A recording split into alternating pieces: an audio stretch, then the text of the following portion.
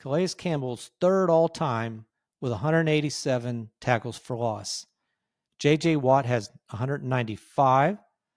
So give Calais Campbell 9 tackles for loss. He moves to second.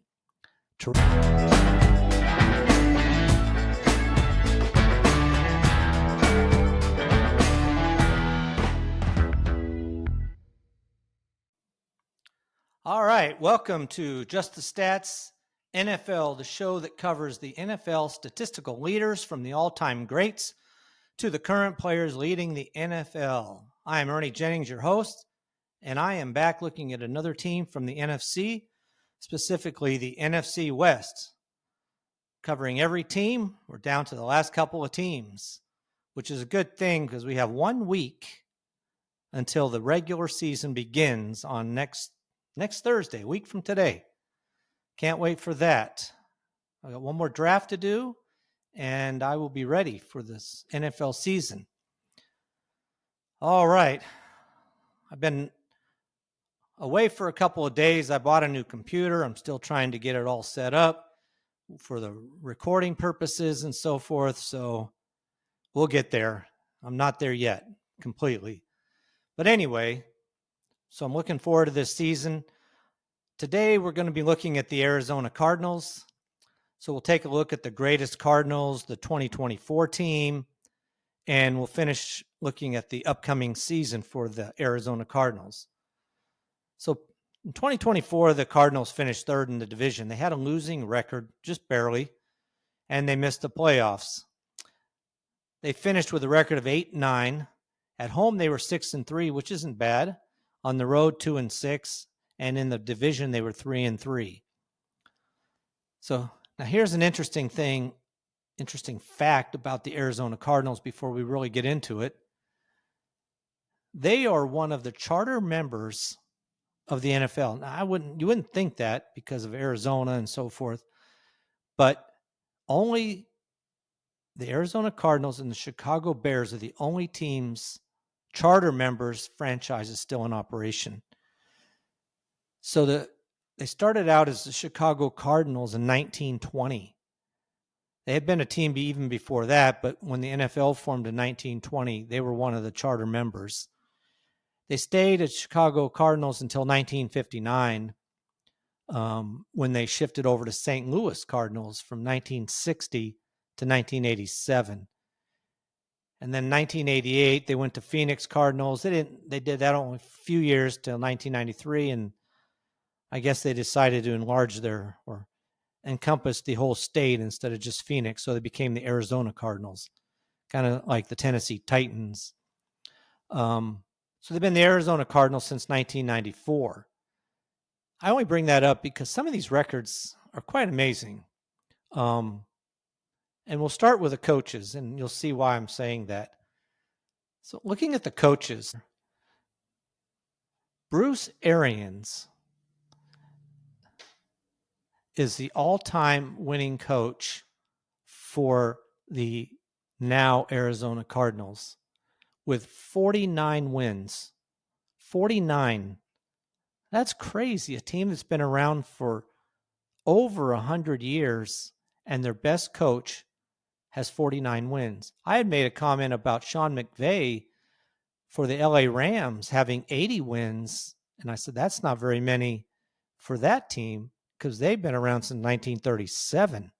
And here we have the Arizona Cardinals, the best coach, Bruce Arians, from 2013 to 2017, had 49 wins. That's it. That's crazy, I think, anyway. Now, when you look at the fact that they've had 43 coaches, so basically a coach has been lasting every 2.5 years. So now what's that say about Jonathan Gannon, their current coach? He's been there 2 years, going on 3 years. Is he going to be another casualty at the 2.5-year mark or 3-year mark? If he doesn't do something better than what he has in the past 2 seasons, could he be moving on as well? And they go to their 44th coach?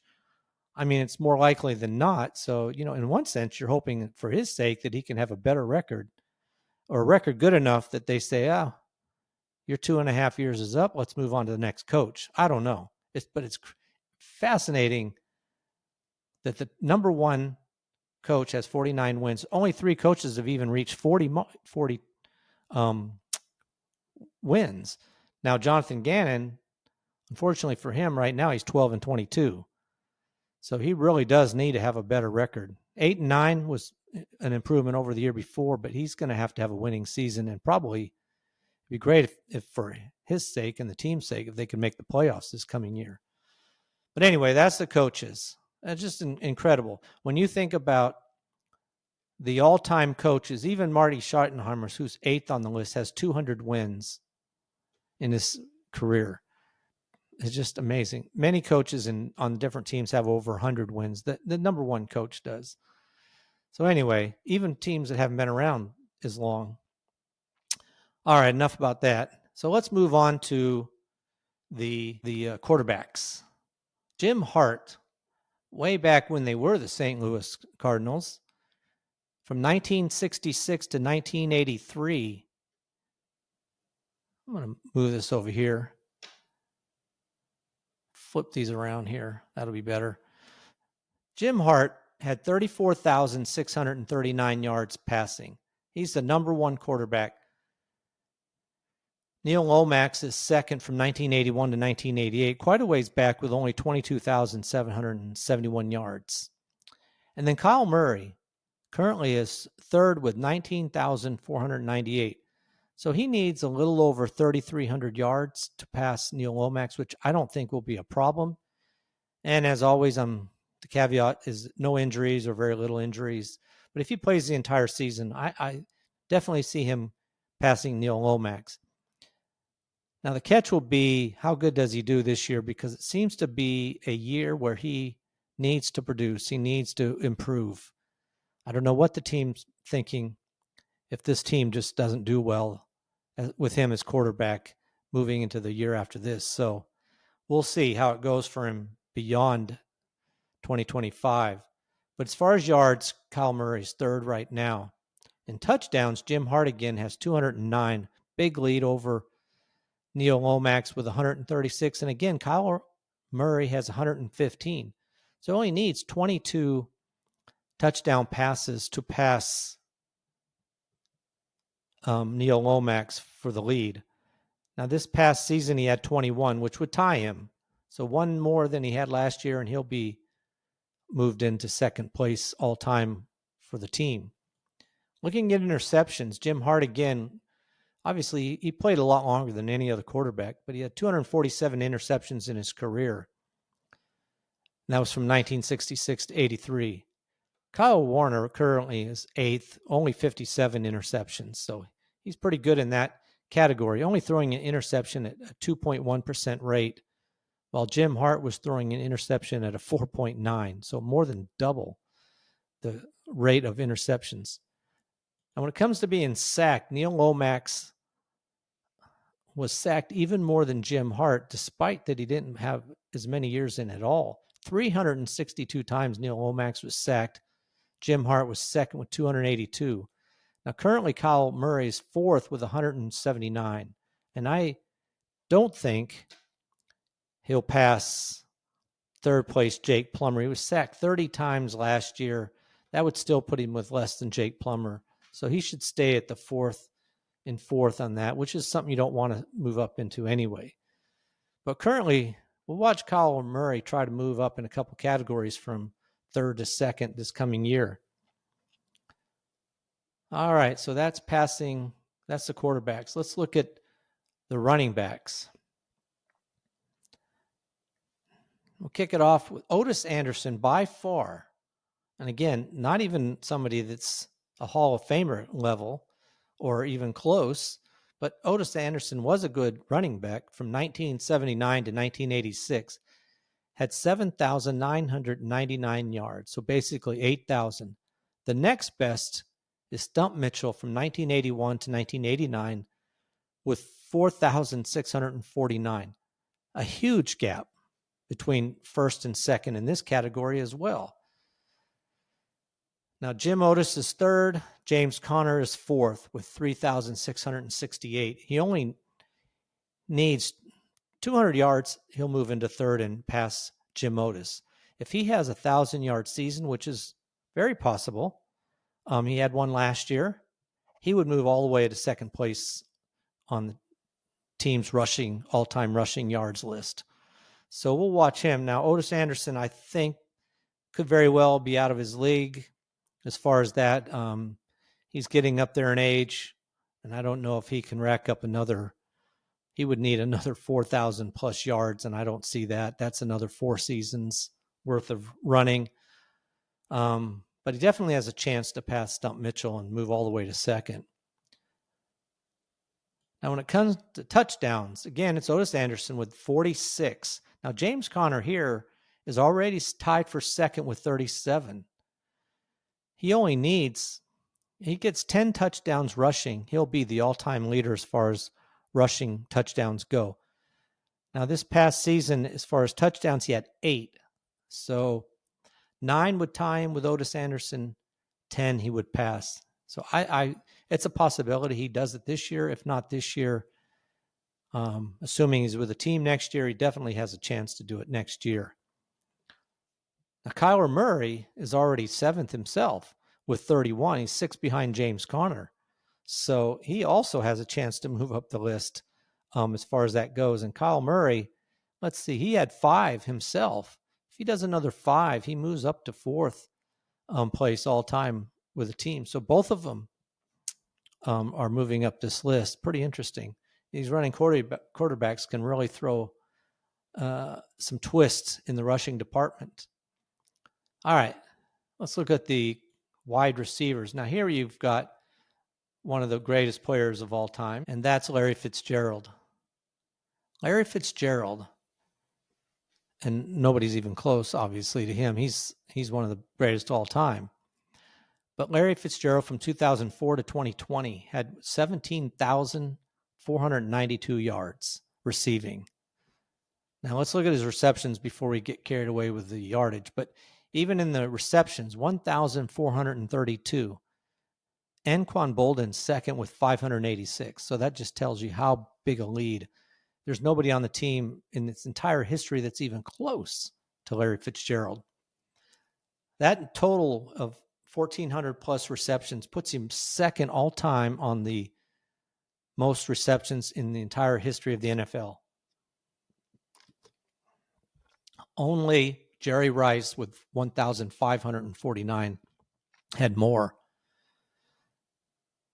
Now, also on this list is a running back, Larry Centers, who was a fullback actually, from 1990 to 1998. He had 535 receptions, which puts him first all time in receptions in the NFL when you combine it with the other teams he played with. He played with 5 teams, but obviously had more than half of the receptions with the Cardinals. But Larry Centers had 827 receptions in his entire career to be the number 1 running back as far as receptions go. So they have 2 of the top players when it comes to receptions. One's a wide receiver, one's a fullback. Now, when we're looking at the current players, right now, Trey McBride's already 20th with 221 receptions. He has another 100 receptions this year.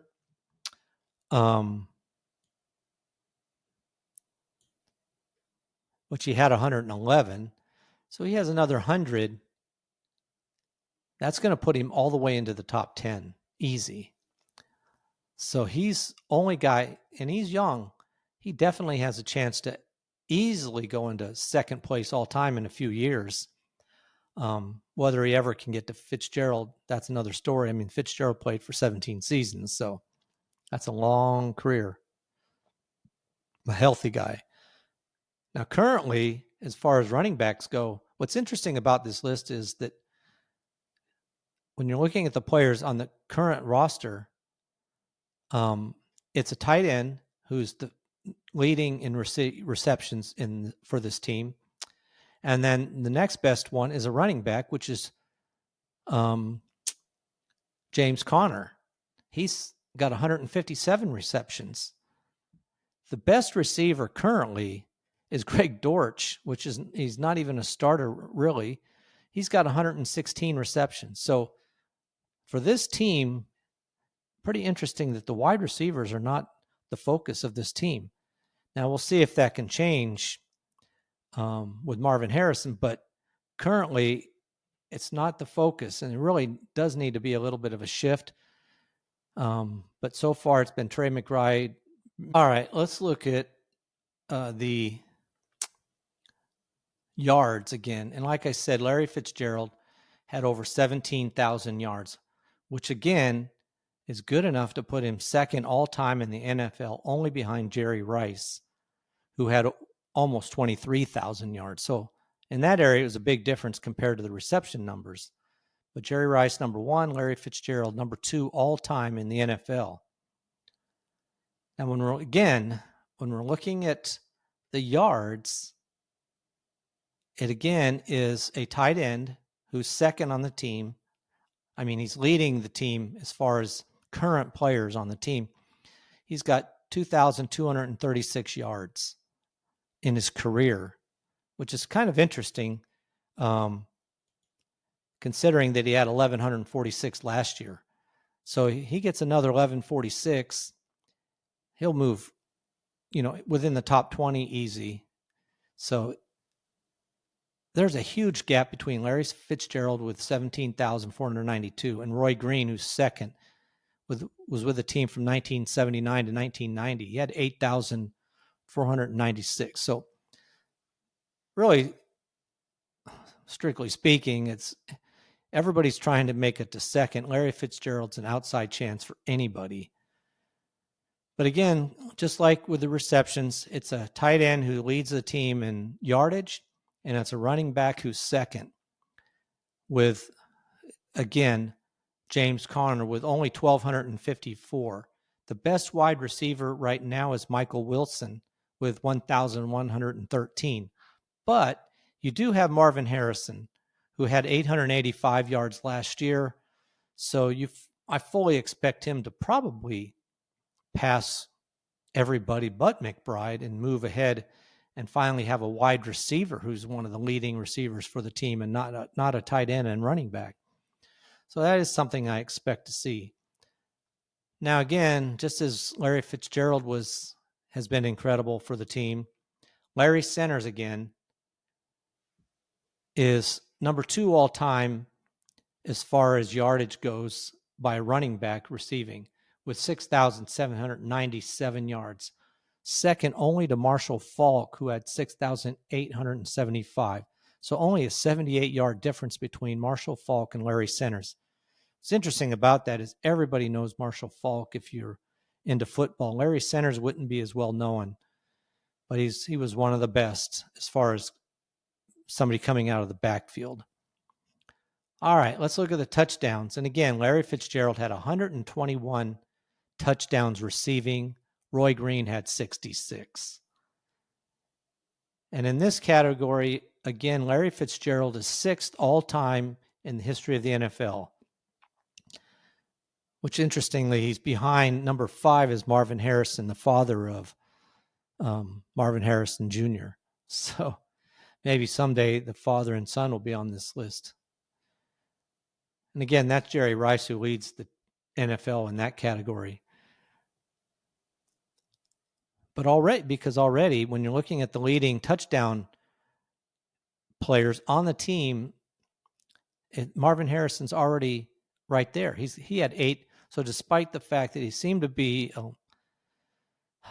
didn't really have the season some expected, he still had 885 yards and 8 touchdowns, which puts him 49th on the team all time, but tied for first as far as active players. He's tied with he is actually leading, and then you have James Conner has 7, so he's one behind. And Trey McBride, who has really struggled to have touchdowns, even though he's seeing the ball a lot in the end zone. But in his career, so for 3 years, he's got 6 touchdowns. So you can see Marvin Harrison has a good chance here. He's had 8 in his first year. We'll see how that distribution goes next year. But those are your leading receivers for the team. All right. Let's look at the defense. We'll start with the interceptions. Larry Wilson, from 1960 to 1972, had 52 interceptions to lead the Arizona Cardinals all time in that number. Currently, there's really nobody on this list to even think about worrying about. Right now, Jalen Thomas is tied for 41st with 9. So nothing's going to happen in that category, really. He's been on the team since 2019, so you really need somebody who has a lot fewer years on his resume if you only have 9. So currently there's nobody active that's going to challenge these upper numbers. All right, let's look at tackles for loss. Now this is Calais Campbell. This is an interesting one. Calais Campbell holds the record for the Arizona Cardinals with, from 2008 to 2016, he had 107 tackles for loss. That's the best. Now, Budda Baker has 47, but he's been on the team since 2017, so he's not going to ever break this record or even get close. Now, what's interesting about that is that Calais Campbell signed with the Arizona Cardinals again this year. So he's back on the team. He's going to, of course, add to his total for tackles for loss. But right now, Calais Campbell's third all-time with 187 tackles for loss. J.J. Watt has 195. So give Calais Campbell 9 tackles for loss. He moves to second. Terrell Suggs, the only player with more than 200 tackles for loss in his career, with 202. So Calais Campbell needs 16 tackles for loss to break the record. I think that's quite a bit to ask of him, being that he's up there in years. To be able to maybe catch J.J. Watt is much more realistic, to need 9. So there's somebody that we'll be watching to see if he can break the entire NFL record as far as tackles for loss go. All right, let's look at sacks. And again, this is Chandler Jones. And from 2016 to 2021 had 71.5 sacks. Again, this is pretty interesting. I mean, a team over 100 years and no one has 100 sacks even for the team. And not even close, 71.5. Now, Calais Campbell, who, like I said, is back on the team, was already 4th all-time with 56.5. I don't think he'll move from that much. He would need 10 sacks to tie for 3rd, 10.5 to move into 3rd all-time. I think that's really asking a lot for a player who's been around the league for so many years. I don't expect that kind of usage out of him that he'll have that many sacks. Now, this is an area where you do have some concern. I mean, he's going to be one of the people rushing the quarterback after him. Last year, it was Dennis Gardeck, who in his career with the team since 2018 had only 17 sacks. But he's the next best one on this list of current players, and he's not current anymore. He was shifted over to the Jaguars. So there's going to need to be some of the younger people pick up the pace, or some of the rookies, to expect some kind of a different outlook for the team. We'll shift over now to the single season records and start back with the quarterbacks. Carson Palmer in 2015 had 4,671 yards passing, which is the record for the team. Kyler Murray almost bested his record of 2020, which was 6th, and he was 7th this past season with 3,851 yards passing for the team. So he hasn't been a person who's ever even passed for over 4,000 yards. We'll see how it goes. He's talked a lot about running more this season, so I'm not even sure we'll see him hit that number this year. This past season, he was quarterback number 11 in the NFL. It was Joe Burrow, number 1 in yardage with 4,918. So quite a difference there.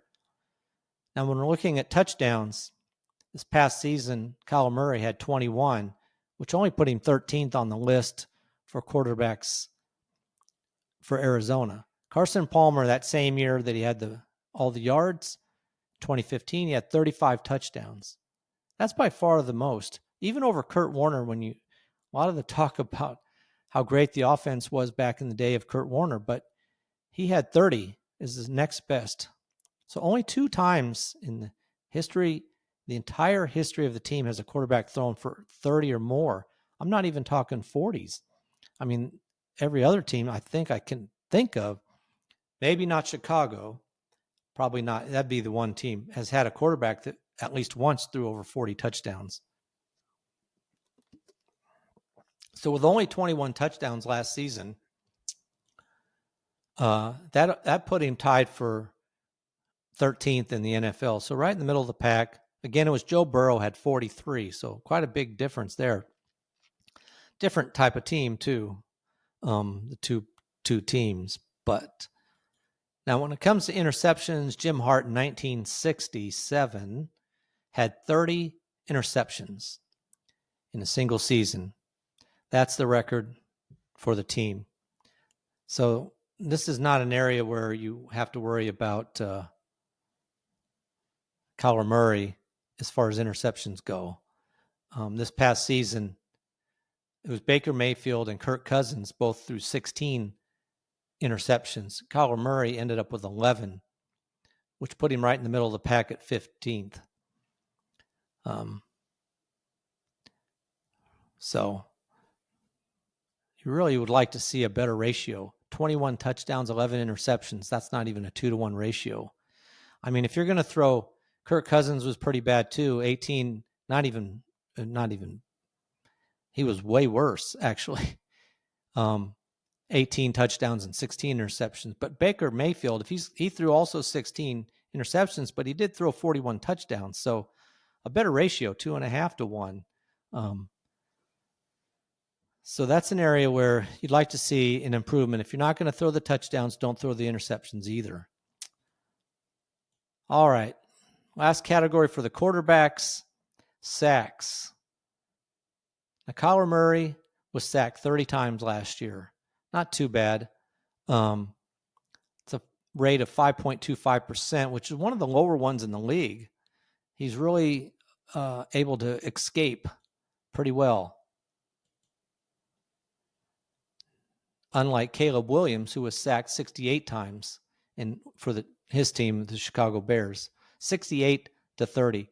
But he was sacked at over almost 11% rate versus Kyler Murray at the 5.25%. So a huge difference there. All right, let's look at the running backs on a season level. Now, this is Ottis Anderson, 4 times. And this is pretty interesting. 3 of the 4 years in a row, but his best rushing yardage was in 1979 when he had 1,605 yards. That's the best for the team. Now, James Conner last year had his best season with the Arizona Cardinals when he went over 1,000 yards. Second time he had done it, but he had 1,094 yards, which was 9th best for the Arizona Cardinals. So he had a pretty good year. Really, I mean, people constantly get on him about the fact that is he going to stay healthy and so forth, but he always does fairly well.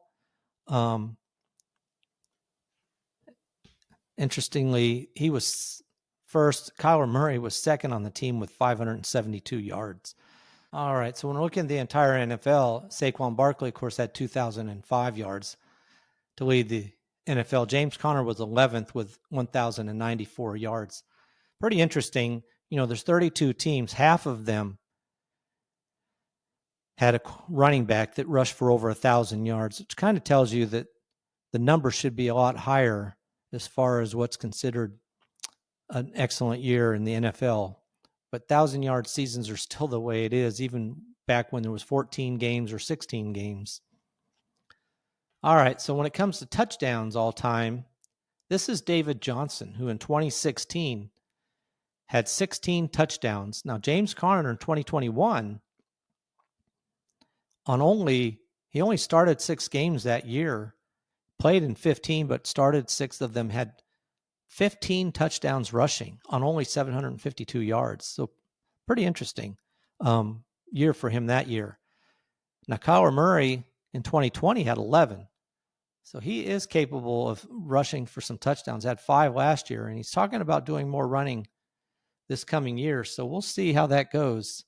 But those are your leaders currently. Now, this past season, as far as touchdowns go, it was James Conner with 8 and Kyler Murray with 5. So those are your 2 top running backs. I want to say they actually were, whether it was yards or touchdowns. All right, let's look at receiving last year. Now, here's where Trey McBride's been really interesting.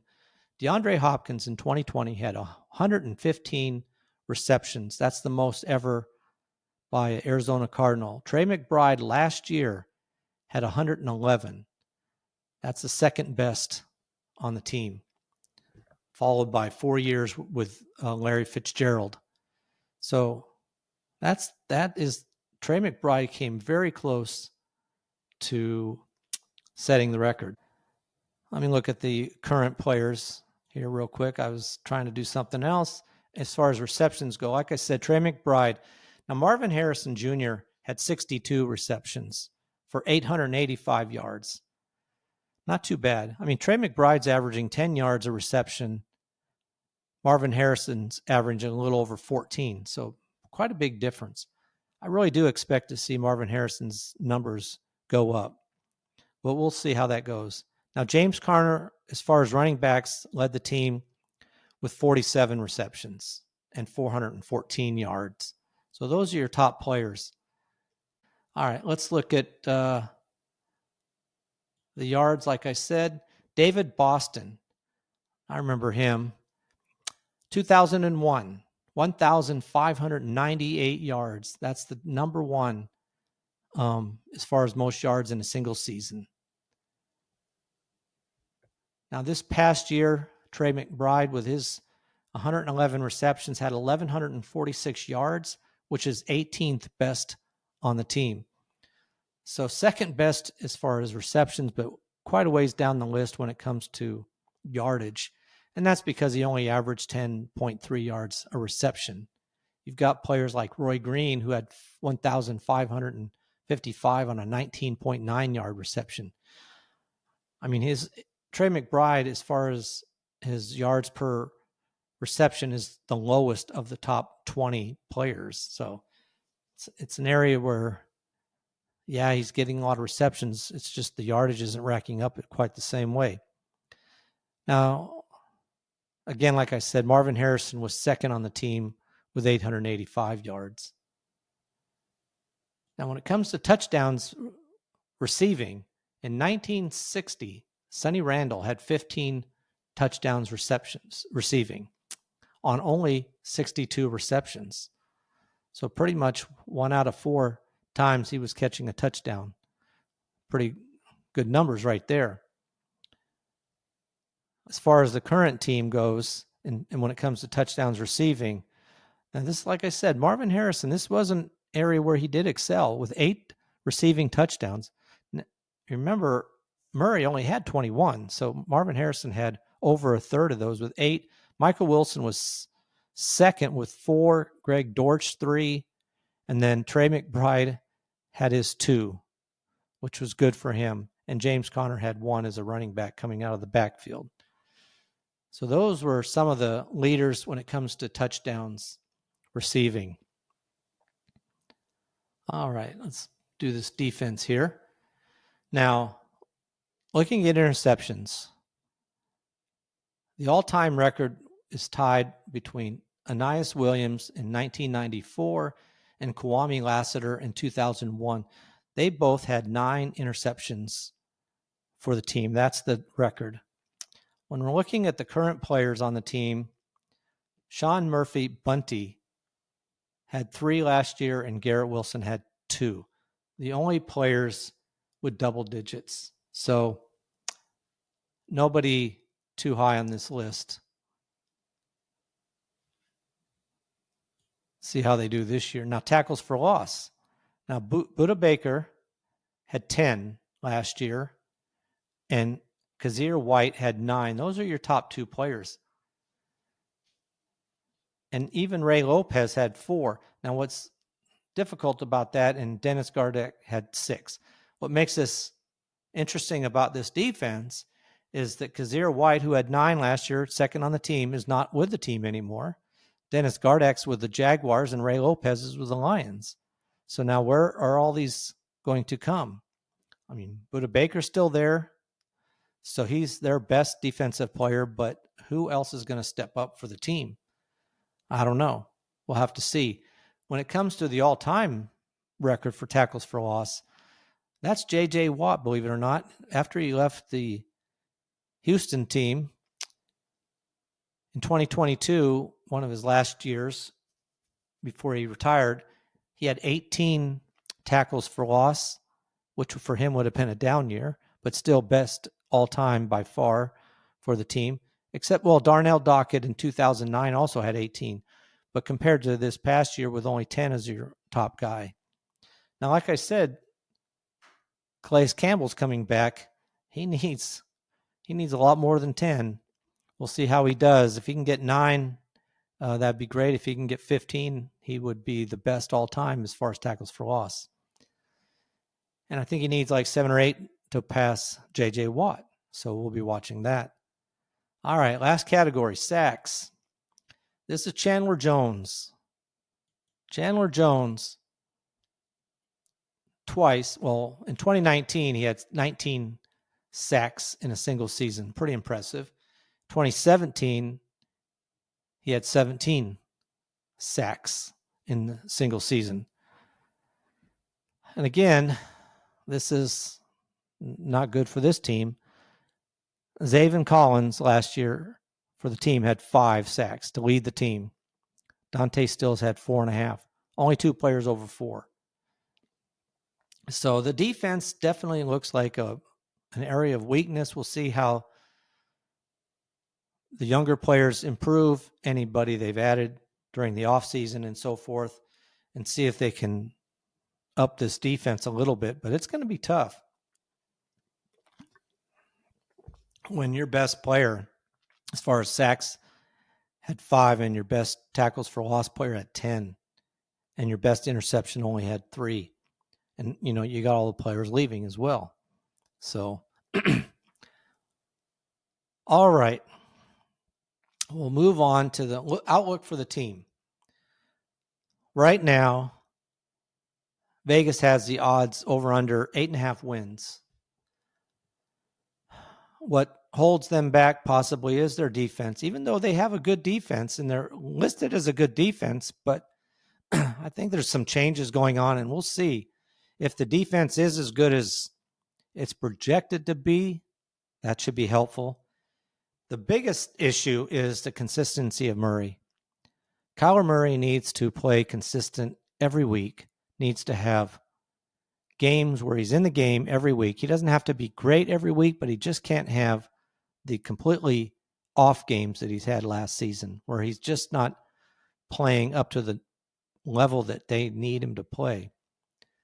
And there have been quite a few coaching changes as well. So those are some of the things possibly holding the team back if Murray is not consistent, if the defense isn't as strong as it needs to be. Now, what helps them is if their defense is improved, which on paper it is, but we'll see. But also, they have the 5th easiest schedule based on strength of schedule. So they have a chance to play some games that they should definitely be favored to win. I don't know what to think about this team. I mean, you're asking a lot of Murray. He really needs to have probably his best year or one of his best years for this team to hit 9 wins. I'm going to say they will get to 9+ wins. So we'll see how that goes. I'll be talking about where I think they'll finish all in the division after we look at the San Francisco 49ers. But I do think I am looking for a good year with this team. I think an improved Murray, improved Marvin Harrison are going to be big for the team. Now, when we're looking at their fantasy outlook, Trey McBride right now has been going as a tight end 2, early third round for him. And I tell you, if you're picking late in the second round, you might want to pick him up. Well, you'll come back around in the early third round. But I should say, if you're picking early second round, you're not going to see Trey McBride by the end of the third round. He'll be gone already. So right now, he's definitely somebody that is being grabbed right after Bowers. And him and Kittle have been bouncing back and forth. But Trey McBride right now, tight end 2. Now, James Conner and Marvin Harrison are both going in the fourth round, late second half of the fourth round. James Conner's RB 16, and Marvin Harrison is wide receiver 23. Like I said, both going toward the second half of the fourth round. James Conner has been a player that you can get later like this, toward the end. And if he drops to the fifth round, that's a great pickup. People always, for whatever reason, question his health. And they also now are throwing in the age thing. But he has had nobody step up to take him on. Not only is he a good running back, but he does catch enough passes out of the backfield to make a difference for the team. So I do expect,